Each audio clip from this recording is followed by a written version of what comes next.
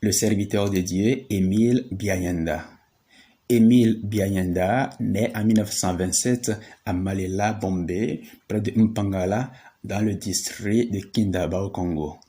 En 1957, en quête d'une spiritualité plus profonde, il adhère à la fraternité sacerdotale Jésus Caritas de Charles de Foucault. Il est ordonné prêtre le 26 octobre 1958 pour le diocèse de Brazzaville, après des études au petit séminaire de Mbamou, puis au grand séminaire de Brazzaville et de Lyon. En février 1969, il obtient le titre de docteur ès sciences sociales de l'Université catholique de Lyon sur le thème « Les coutumes et le développement chez les Bas-Congo du Congo-Brazzaville ». Nommé archevêque coadjuteur de Brazzaville avec le titre d'archevêque in partibus de Garba, le 7 mars 1970, il est consacré le 17 mai suivant par le cardinal Sergio Piendoli. Il en devient l'archevêque titulaire le 14 juin 1971. Émile Biayenda est créé cardinal par le pape Paul VI au consistoire du 5 mars 1973. Avec le titre de cardinal prêtre de San Marco in Agro Laurentido. Il est ainsi le premier cardinal de la République du Congo.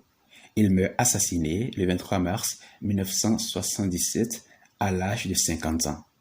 Au témoignage d'Ernest Combo, fils spirituel du cardinal et premier prêtre ordonné par lui, ils ont tué Biayenda parce que c'était un saint.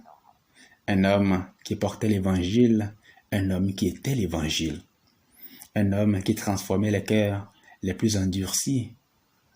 En 1977, il avait réussi à toucher les cœurs de deux des dirigeants d'alors, le président Marien Ngouabi et l'ancien président Massamba Deba.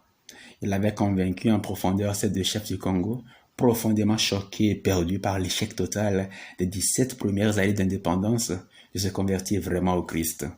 Il les avait convaincus d'abandonner la voie du communisme et du matérialisme dans laquelle s'était engagé le Congo.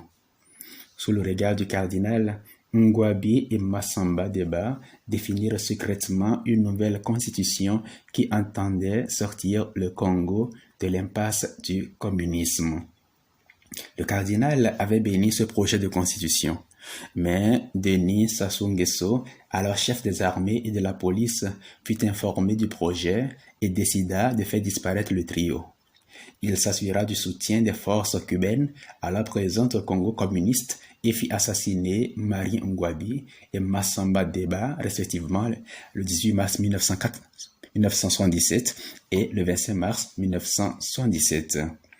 Le cardinal Biayenda, lui, fut enterré vivant le 23 mars 1977. 2 jours après, il fut retrouvé dans cette tombe, à genoux, la main droite à hauteur de son visage. La cause de béatification a été ouverte à la demande du pape Jean-Paul II par l'intermédiaire de la Congrégation pour les causes des saints le 20 mars 1995. Le titre posthume de serviteur de Dieu lui a été accordé à la suite de l'ouverture. L'enquête diocésaine s'est déroulée du 21 octobre 1996 au 14 juin 2003. La commission chargée de la cause a terminé son travail en 2014. La congrégation a validé l'enquête diocésaine le 29 mai 2015. Le procès de béatification se poursuit.